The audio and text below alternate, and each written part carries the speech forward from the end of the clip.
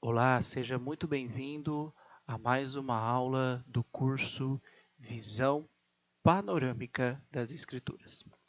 Bom, nós estamos falando sobre a igreja que Cristo edificou. E nas últimas aulas nós estávamos falando justamente, esclarecendo algumas coisas a respeito da igreja. Nós vimos aí 15 pontos, nós encerramos a última aula com 15 pontos para tentar entender um pouco mais sobre a igreja que Cristo prometeu edificar. E nós vimos que se ele prometeu que edificaria uma igreja, ele cumpriu essa promessa, edificou a igreja dele. Mas esse assunto ainda não acabou. Nós ainda vamos conversar sobre esta igreja que Cristo prometeu edificar, ok? Então, nós vamos partir do ponto da letra C, na página 46, você pode ir até lá, e vamos continuar a entender um pouco mais sobre a igreja que Cristo edificou. Então, nós estamos na letra C, e a letra C começa com uma pergunta: o que Jesus é da sua igreja? Então, se ele fundou a igreja, se nós acabamos de ver que Jesus teve que morrer para que a igreja dele fosse edificada, então, o que Jesus é da sua igreja? Então, vamos lá na letra C e vamos começar aí no número 1. Então, o que Jesus é da sua igreja? Ele é o dono. Então, Jesus é o dono da igreja que ele comprou. Nós lemos na última aula um texto lá de Mateus 16 e ele mesmo disse: olha, edificarei a minha igreja. Então, a igreja não é minha, não é sua, não é de ninguém que não seja Cristo, porque ele disse: edificarei a minha igreja e as portas do inferno não prevalecerão contra ela. Ele disse lá em Mateus 16, versículo 18. Mas vamos entender um pouco mais sobre o que Jesus é da sua igreja. E no primeiro ponto que nós estamos aqui, em Atos 20, 28, Lucas, ao escrever o livro de Atos, vai dizer para nós o seguinte: olha, cuidem de vocês mesmos e de todo o rebanho sobre o qual o Espírito Santo os colocou como bispos, para pastorearem a igreja de Deus, que ele comprou com o seu próprio sangue. Então aqui Paulo está falando aí com os presbíteros e dando essa ordem para eles do que eles deveriam fazer aonde? Na igreja de Deus, que ele comprou com o seu próprio sangue. Que Deus, por meio de Jesus, comprou a igreja. Então, o que ele é da igreja? O que Jesus é da igreja que ele mesmo edificou? Ele é o dono. E é interessante que nós vamos continuar falando sobre esse assunto. Existe só um dono. E ele sendo o único dono, a igreja pertence a quem? Tem que pertencer a ele. Volto a falar algo que eu já falei na última aula que nós estávamos falando sobre alguns pontos da igreja. Se eu faço parte de uma igreja em que Jesus não é o foco, que Jesus não é o dono, esta não é a igreja de Jesus. Não é a igreja que ele comprou, é o que fala aqui, para pastorearem a igreja de Deus que ele comprou com o seu próprio sangue. Se eu estou em um lugar aonde Cristo não é o dono, não, ele é o dono, não, ele é que fundou, não, foi esse pastor que fundou, foi aquela pessoa que fundou. Está errado. Não condiz com o papel que Cristo representa para a igreja, porque ele é o dono. Nós vamos falar um pouco mais sobre isso no segundo ponto, porque no segundo ponto, o número 2 vai dizer que Jesus é o cabeça. E nesse texto de Colossenses, Paulo vai trazer para nós a gente já leu esse texto também, mas é um texto que nós precisamos entender quem é o cabeça da igreja. Lá diz assim: ele, Jesus, é a cabeça do corpo, que é a igreja. É o princípio e o primogênito dentre os mortos, para que em tudo tenha a supremacia. Ou seja, Jesus, além de dono, é o cabeça. Qual é o papel da cabeça em um corpo? Qual é o papel da cabeça em um corpo? A cabeça é o que pensa, é o que decide, é o que quer fazer as coisas. Ou seja, Jesus é o cabeça da igreja. Então a igreja tem que ser conduzida de acordo com o que a cabeça deseja, porque a cabeça é quem controla o corpo. Então, se eu faço parte aonde Jesus não é o cabeça, aonde existe outros cabeças, tem alguma coisa errada. Eu quero que você pense, analise e reflita sobre isso, porque é uma coisa muito séria. Porque nós vamos continuar falando sobre a questão da igreja, vou falar um pouco mais lá na frente. Jesus não veio ao mundo para fundar mais que uma igreja. Ele fundou só uma igreja. E eu preciso identificar biblicamente, a gente está vendo na palavra de Deus, que a palavra é inspirada, nós já falamos isso nas primeiras aulas, e na própria palavra nós vamos identificar qual é a igreja verdadeira. Então Jesus é o cabeça da igreja, ele necessita e precisa ser. Se eu faço parte de uma igreja onde Jesus não é o cabeça, então eu preciso rever aonde eu estou. Vamos para o número 3. O 3 vai dizer que Jesus é o salvador da igreja, que ele morreu. Em Efésios 5:23 diz: pois o marido é o cabeça da mulher, como também Cristo é o cabeça da igreja, que é o seu corpo, do qual ele é o Salvador. Jesus é o único Salvador que existe. Ele é que morreu na cruz pelos nossos pecados. Ele é que levou todas as dores sobre o seu corpo. Ele que sofreu por nós. É ele que fez esse papel para nos reconciliar com Deus, para nos aproximar de Deus.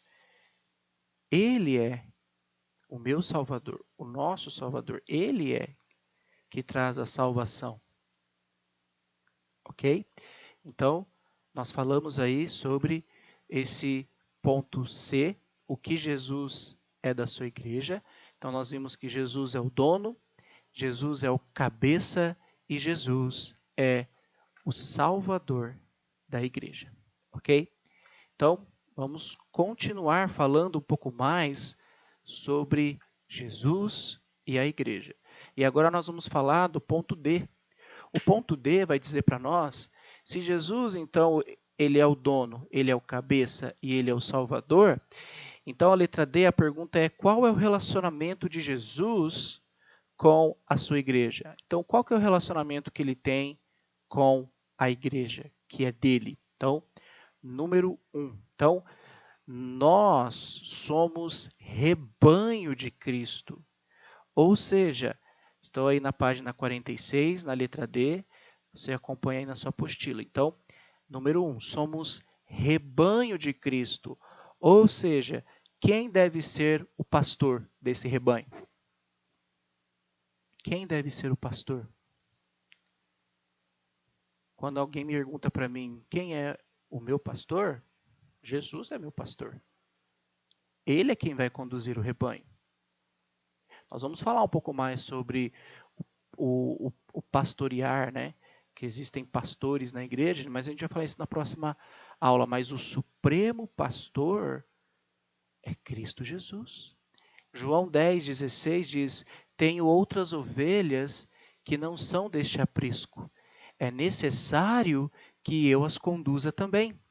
Elas ouvirão a minha voz e haverá um só rebanho e um só pastor. Ou seja, só existe um pastor. Um rebanho. E quem é o pastor desse rebanho? É Cristo. Então, nós somos rebanho de Cristo. E Ele está nos conduzindo porque Ele é o nosso pastor. E o texto diz: e haverá só um rebanho e só um pastor. Nós vamos falar com clareza na próxima aula a respeito dos pastores que existem hoje nas igrejas. Será que é errado ter pastor? Não é? O que a Bíblia trata desse assunto? Mas, como a igreja é uma igreja só, é um rebanho só, quem é o pastor?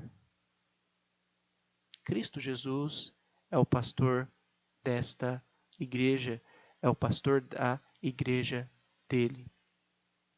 E o número 2 vai dizer que o outro relacionamento que Jesus tem com a sua igreja é que somos templo de Deus, né? Templo de Cristo. Então, aonde Deus habita? Em 1 Coríntios 3,16 diz: vocês não sabem que são santuário de Deus e que o Espírito de Deus habita em vocês? É um texto que nós já lemos, mas é um texto para entender que aonde Deus está habitando, aonde Cristo habita. Habita em nós. Nós somos o templo. Não é prédios gigantescos, bonitos, bem estruturados. Não é aquilo que é o templo. Aquilo não é nada. Aquilo é tijolo, massa, cimento. Aquilo vai perecer com o tempo. Mas nós somos o templo, aonde Deus vai habitar em nós. E a pergunta que nós vamos tratá-la nas próximas aulas é: como Deus pode habitar em mim? Nós vamos falar sobre isso.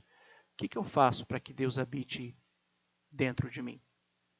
Mas aqui está dizendo que nós somos o templo e que Ele habita em nós.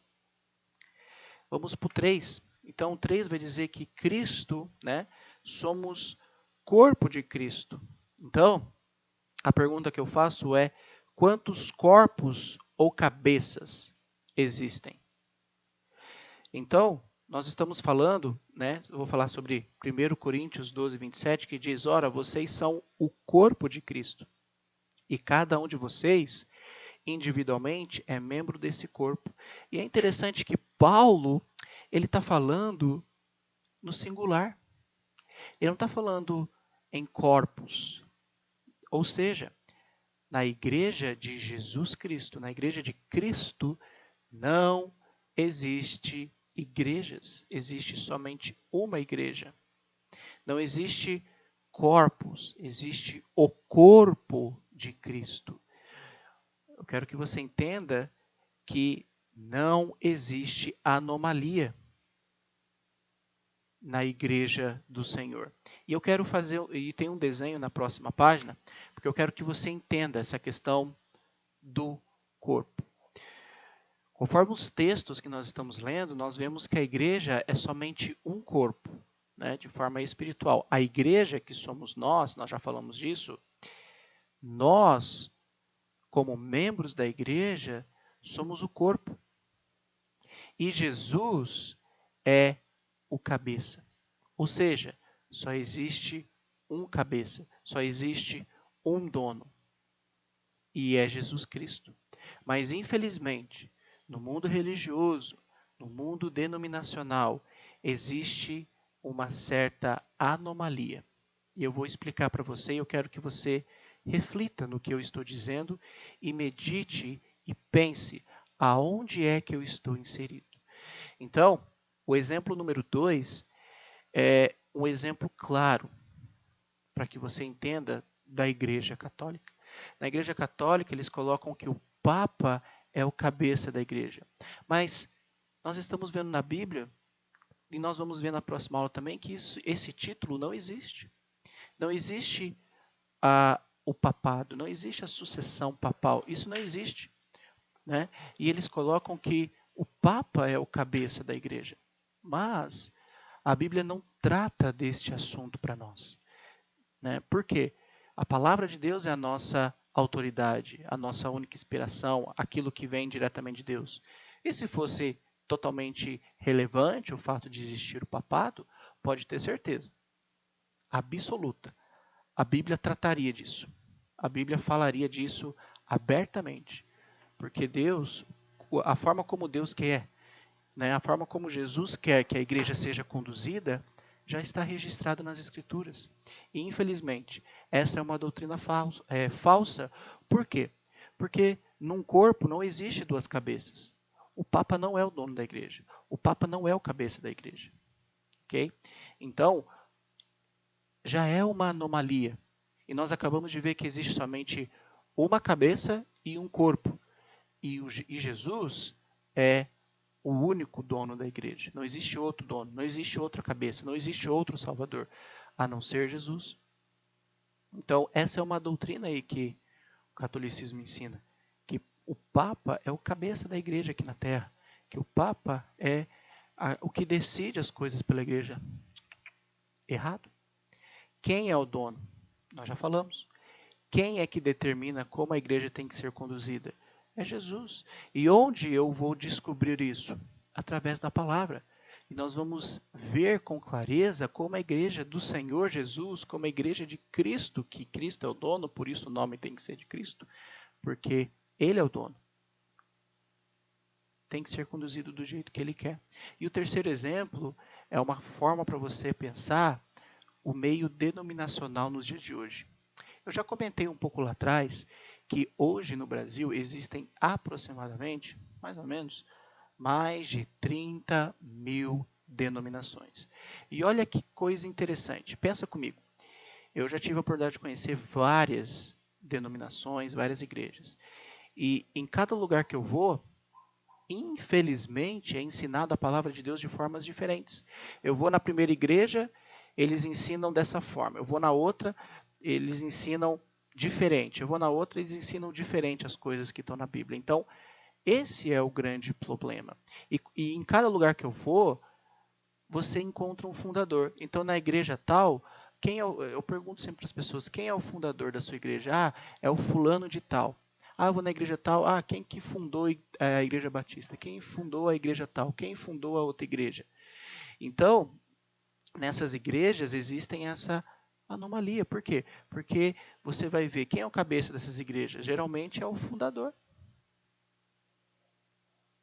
E forma essa grande bagunça religiosa e essas denominações. Por quê? Porque, infelizmente, eles não voltam para a palavra de Deus e querem interpretar a Bíblia do jeito que eles bem entendem, do jeito que eles querem, infelizmente. Infelizmente. Você vai num lugar, eles ensinam. Eu vou numa igreja, vou dar um exemplo aí. Do pastor. Você vai na primeira igreja, para você ser pastor, você precisa fazer aquilo que aquela igreja determina. Então, vou dar um exemplo. Então, eu vou na primeira igreja, eu preciso fazer em alguns lugares, algumas pessoas já comentaram comigo, na igreja que eu frequento, eu preciso fazer um curso de teologia para ser pastor. Ok, aí eu vou na outra igreja, para eu ser pastor nessa igreja, eu preciso ser casado, aí ter filhos. Aí você vai na outra igreja, para você ser pastor, você precisa fazer faculdade, ser indicado, fazer cursos e não sei o quê. Mas a coisa mais interessante que precisa ser tratada aqui é o que a Bíblia trata desse assunto do pastor. O que eu preciso biblicamente? Quais são as qualificações na Bíblia que fala que eu preciso fazer para ser pastor? Então, uma mesma doutrina é ensinado diferente em várias igrejas. E esse é o grande perigo. Por quê? Porque não é assim que deve ser conduzido a igreja de Jesus, no qual ele é o dono, no qual ele é a cabeça. Então, infelizmente, existe essa divisão religiosa. E nós estamos tratando aqui algo sério, não estou brincando, é algo sério que precisa ser analisado. Jesus é o dono, Jesus é o fundador da igreja. Se eu faço parte de um lugar, de uma igreja onde Cristo não é o fundador, não é a igreja de Cristo, não é a igreja do nosso Senhor, não é a igreja verdadeira. Então, eu quero que você reflita nisso. O corpo de Cristo é uma anomalia? A igreja de Cristo tem duas cabeças, conforme o exemplo número 2 aqui na sua tela?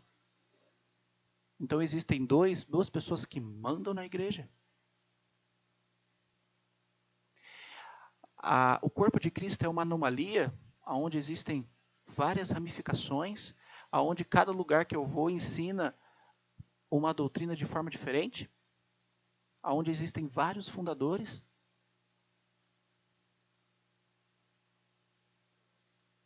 Então é algo que eu quero que você reflita e pense. A igreja do nosso Senhor Jesus Cristo, a igreja de Cristo, a igreja que Ele edificou, não é uma anomalia. Ele é o cabeça e a igreja é o corpo. Ok? Então vamos para o próximo ponto. Eu quero que você pense e reflita sobre este assunto com todo cuidado e com seriedade. Ok? Vamos para o quarto. O quarto ponto fala que somos família de Deus. Então, a pergunta lá é: quem é filho de Deus? Ok? Então, em Efésios 2,19 diz assim: portanto, vocês já não são estrangeiros nem forasteiros, mas concidadãos dos santos e membros da família de Deus. Então, quando nós entregamos nossa vida a Cristo, nós fazemos parte dessa família de Cristo.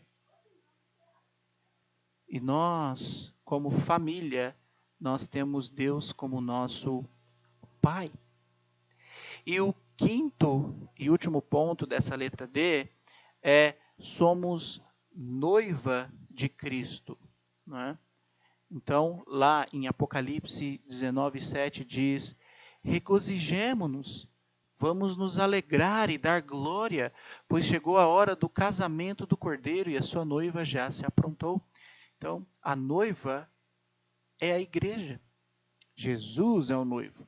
E nós precisamos estar preparados para a volta de Cristo. Efésios 5, do 25 ao 27 diz: maridos, amem suas mulheres, assim como Cristo amou a igreja e entregou-se a si mesmo por ela, para santificá-la, tendo-a purificado pelo lavar da água mediante a palavra, e apresentá-la a si mesmo como igreja gloriosa, sem mancha, sem ruga ou coisa semelhante, mas santa e inculpável. Então Cristo morreu, se entregou pela igreja, foi morto na cruz para santificar a noiva, para santificar a igreja e para apresentar a igreja pura, santa, gloriosa, sem mancha, sem pecado. Então, Cristo morreu na cruz para que nós nos tornássemos igreja, e como igreja somos a noiva de Cristo. Então a pergunta que eu faço é: quantas noivas Cristo tem? Né? A pergunta que está aí na letra, né, no número 5 da letra D, né, na sua apostila. A pergunta é: quantas noivas Cristo tem? Ele não tem mais de 30 mil. A igreja é a noiva, né? Para você entender. E no Brasil existem mais de 30 mil denominações. E a resposta para essa pergunta é somente uma. Existe somente uma noiva, que é a igreja dele, que ele comprou com o seu próprio sangue. Ele se entregou pela igreja, com o objetivo de santificá-la, purificar, para apresentá-la como igreja gloriosa, sem mancha, sem pecado, sem ruga, mas santa e inculpável. Então, esse foi o papel de Cristo. Morrer pela igreja, para que a igreja pudesse ser apresentada sem pecado, santa. Então, pense nesses pontos que nós conversamos a respeito do relacionamento de Jesus com a sua igreja. Então, somos rebanho, somos templo, somos corpo, somos família, somos a noiva de Cristo. Então, pense nesse ponto e reflita sobre o lugar onde eu estou inserido. Porque eu preciso procurar a igreja verdadeira. Ok? Então, eu vou parar um pouquinho por aqui. Vou dividir essa aula em algumas partes, porque o assunto ainda não acabou. Nós ainda temos algumas coisas a serem tratadas a respeito da igreja que Cristo edificou. Então, espero que você tenha entendido um pouco mais a respeito da igreja que Cristo edificou e que você medite, reflita sobre os pontos que nós conversamos. Analise e ore a Deus para que você possa buscar a igreja que Ele edificou, que Ele comprou com o seu próprio sangue. Ok? Então, a gente volta na próxima aula e vamos tratar um pouco mais sobre este assunto da igreja do nosso Senhor. Então, até mais.